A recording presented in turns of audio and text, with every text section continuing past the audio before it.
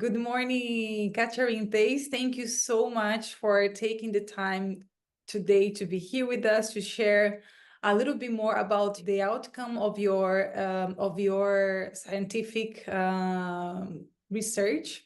I would love to ask you if you would be able just to share a little bit more about who you are and also what to do.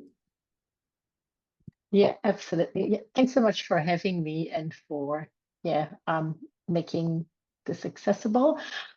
So I, as you said, I'm Catherine Theis. I am a speech therapist by training. So I originally studied in Belgium, and I then did my PhD in acquired stuttering. And so I was interested in looking at stroke lesions. So people who had a stroke and then they had lesion in a specific area of the brain, and then following that stroke and that lesion, they developed stuttering. So I'm currently associate professor at the University of Canterbury in New Zealand. So that's where I'm based. Well, that sounds amazing. You just mentioned about being a speech therapist and your research. So I guess that comes to my first question, which is what made you start researching the brain areas involved in stammering, especially in people who began stuttering after a stroke or a brain injury? Yeah. So yeah, I've always been interested in stuttering because my grandfather had a stutter. So it's always been something that intrigued me and I wanted to learn more about. And when I was doing my studies, I became very interested in how the brain works. So I found it really fascinating to know more about those networks that we use to produce speech and produce language. And then I had the opportunity to start working in the area of acquired stuttering. And I found that really interesting because there was really not much known about acquired stuttering. So we didn't really know a lot about what caused it. So, but also not much about treatments as well. So it really allowed me to combine everything that I was interested in. So to focus on clinical work and looking at treatments, but also understanding the brain a bit more and what's happening there. Your study found that certain brain areas they are linked to stuttering. How do these parts of the brain affect like stuttering for those who don't really know much about it? Yeah. So what we found is a small network with three important areas. And so the center of that network hub really was the putamen. Putamen is a part of the basal ganglia, and the basal ganglia, so that's subcortical, so that's the part deep within the brain. And that is an area that has been repeatedly suggested to be important in stuttering. So with our study, we confirmed that that's an area that is very important for stuttering. But what our technique has allowed us to do is to really narrow that down and not say like it's the whole basal ganglia or even it's the whole putamen, but we've identified a specific part of it to be associated with acquired stuttering following stroke. And the part that we identified is a part of the putamen, so that is responsible for motor movements. So for sequencing of complex movements, responsible for timing when we move. And so the area that we identified is the area that is responsible for that motor steering of our lip and our face movements. So very relevant to stuttering. So it makes a lot of sense that that area was a key area that came out of our analyses. So the other two areas that we identified as part of that network are the claustrum and the amygdalostriatal transition area. And those are really, really small areas. So we don't know a lot about these areas yet, at least compared to the basal ganglia and the putamen specifically. But what we know, for example, is that the claustrum is really an area that is important to integrate information. So it's really a relay station between different parts of the brain, and it's responsible to integrate sensory information. It plays a role in speech articulation, and it also has been linked with anxiety-related responses as well. And so the other area, the amygdalostriatal transition area, that forms a connection between the amygdala and the putamen. And so the amygdala is a key part of the brain that is responsible for emotional responses. So it links emotional responses and then motor reactions to those responses. So we know that it can lead, for example, to freezing behaviors, and we know that it can lead to avoidance responses. So when you look at all of that combined, I think it makes a lot of sense and yeah, provides an understanding about what may be happening in stuttering. I do wonder sometimes why, when it comes to like stuttering, why it takes so long to find out a bit more in detail what happens in the brain. Why is that? I agree with you. And it's one of the reasons that we used the technique that we used for the study. So the technique that we used is called lesion network mapping, and it's a technique that's relatively new, and they have applied it to behaviors that are quite complex. So where you really need to not look at specific individual areas of the brain where things are located, but where you really need to look at things from a network perspective and look at how areas work together and interact. And so because stuttering is something that is complex, it makes sense that we need to look at it more from a network perspective. Why did you choose this method to study stuttering? Is that a new thing, or is how did it come to be? Yeah. So yes, it is relatively new.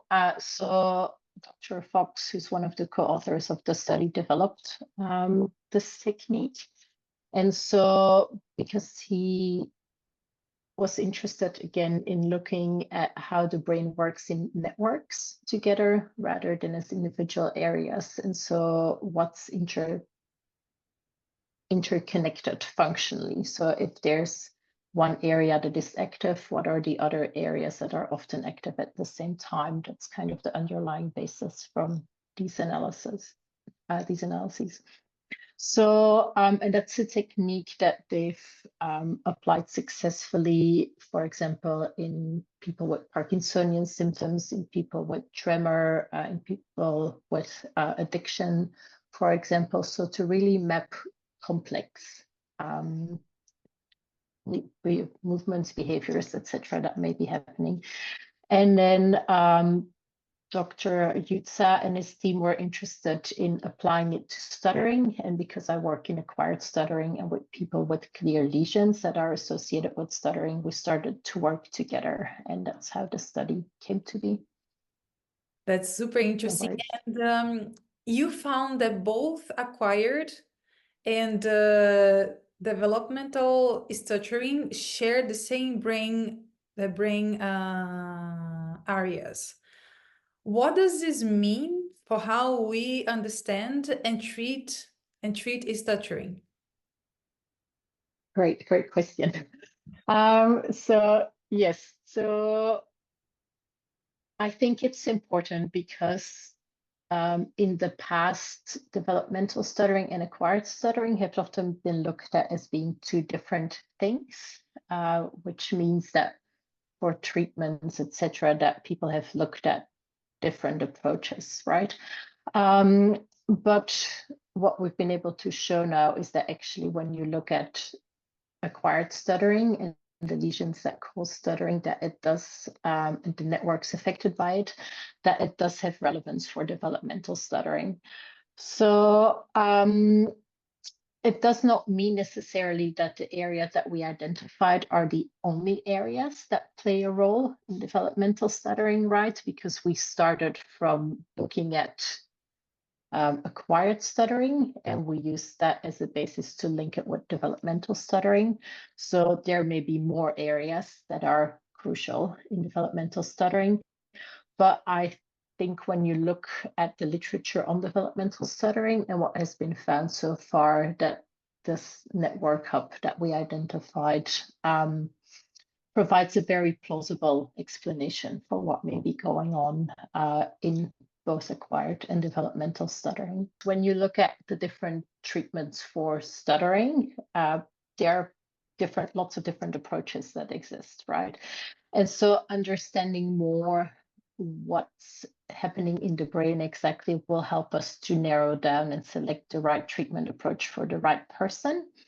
So I think it's really important when we talk about treatment for stuttering, like you're also asking your question in a very general way, and we usually talk about it in a very general way, but I think it's important that we differentiate whether we're talking about preschoolers who start to stutter with developmental stuttering, or adults with persistent developmental stuttering, or whether we're working with people with acquired neurogenic or functional stuttering, because then we just touched on acquired functional stuttering before. That's again a different component, and we may need to take different things into account. So for treatment, I think what it really shows is that the sequencing of the articulators and those internal timing mechanisms seem to be key to stuttering and seem to be really important.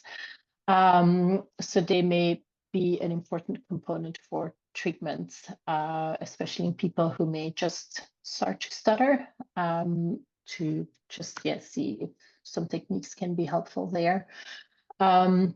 But it definitely also shows the link with the claustrum, the amygdalostriatal transition area, that we really cannot ignore an emotional component to stuttering. It's very important to really look at stuttering holistically. And like you said, everything seems to be very much interconnected. And I think this study really confirms that as well. So that we really need to look at how the emotional domains, the motor components of the speech, the fluencies, etc., how these are all interlinked and intertwined. Yeah, it's interesting because one thing that that I think sometimes is how come, for instance, I stutter if I'm talking to someone, but normally if I'm talking to myself, if I'm talking to a pet, I don't. How come there is a difference? How come it takes one more person for me to stutter, but if I am alone or talking to my plant or to my dog, for instance, I don't stutter? What happens in the brain? How come? Yes, yeah, and I agree. And I don't have a definitive answer for that yet, but I think to me that amygdalostriatal transition area is a really important finding, because it really provides that direct link between a heightened emotional response, right, and the motor behaviors that follow, right? So if you're talking to yourself, there may not be as much pressure as there may be when you're talking to someone else, because there's not someone quickly answering who, people are saying things that you may not really be able to predict. They may be saying things that you maybe have not anticipated, etc., and all of those things. So there's a lot more happening in a conversation with someone else, which may heighten that amygdala awareness, that amygdala response, which may then again heighten the possibility of blocks in speech happening and of that phrasing to occur. So that's something that I think is definitely worth looking more into and to test this further. That actually is linked to my next question, which is why might people's own feelings about their stuttering be more linked to brain changes than how often they actually stutter? Yeah, and thanks for this question, because it's something I haven't really mentioned yet. So we found the link between the networks that we identified in people with acquired stuttering following stroke. And so we found that part of that network was also relevant in people with persistent developmental stuttering. But we found that association with impact scores of stuttering and not with their speech disfluencies, right? So it's important to mention that and to be aware of that. So why I think that is the case, I think because people with persistent developmental stuttering have such a history with their stuttering already. So they may have learned techniques that are fluency inducing. They may be using strategies when they speak, but they may also have developed reactions to their stuttering as well. So avoidance behaviors, secondary behaviors, etc. As well. And so the impact of stuttering, we know, is not a clear one-on-one relationship with the speech disfluencies, right? So some people who may have very few overt speech disfluencies may still experience a very high impact of stuttering. And so it seems that that impact component is really what comes out of our analyses as being the key part of what's important and of our network that we identified. So very much focusing on the impact and learned behaviors and experience with stuttering. We used 3 different data sets in this study. And so the first 2 data sets were data sets of people who started to stutter following a stroke lesion, right? So even in these 2 data sets, so we analyzed them separately and we found really similar results across those both of these data sets. Even in these data sets, we identified stuttering based on the speech disfluencies in these people who had stroke, right? Mm-hmm. And we looked at the lesion immediately following the stroke. So before they had time to develop reactions to their stuttering, right? We were looking at, this is the lesion that caused the stuttering. Does that make sense? Yeah.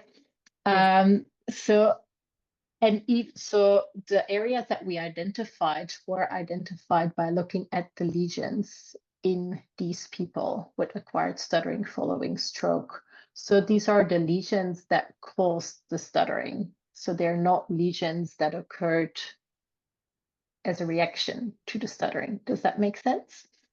Yeah, so it seems to suggest that in acquired stuttering, at least, I'm not saying that's necessarily the case in developmental stuttering, but that in acquired stuttering, so these areas that are responsible for emotional responses and emotional reactions are already implicated from the start.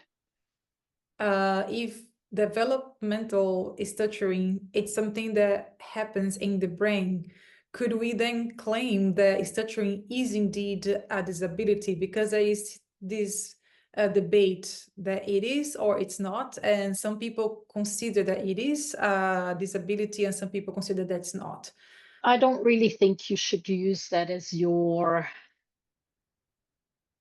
way to look at whether something is a disability or not, because we all of our speech networks will work in a slightly different way, even whether we stutter or we don't stutter. There are lots of inter-individual differences, and it does not necessarily mean that people have a disability. Does that make sense? So what I think it allows us to do is it allows us to understand what may be going on and why that stuttering may be occurring, and not just the speech disfluencies, but all the components of stuttering. But I don't think that necessarily drives or provides an answer to that discussion about whether it's a disability or not. To me, it's just something personal that the person who stutters needs to decide on whether it's something that has a negative impact on their life or not, and whether it's something they want to work on. And some people may want to address the disfluencies, others want to address maybe anxiety or just feelings of social isolation, for example, and that's really up to the individual. One thing that I have a very strong opinion about is not about whether it's a disability or not, because yes, I said I think that's very much individual, but I very strongly believe that everyone should have access to support and treatment, which often comes with something like a diagnosis and it being recognized as a disability. So unfortunately, what a lot of the health and support systems, the way they are set up, those things can be interlinked. But yeah, so I'm a very strong advocate for giving people who stutter access to treatment, and not just once when they're preschoolers and when they start to stutter, or when they've had their stroke and they start to stutter, but just throughout during life when things may change and they may have some different expectations. They may want different things out of life, and it's important, I think, to give continuous access to treatment. Indeed, it is.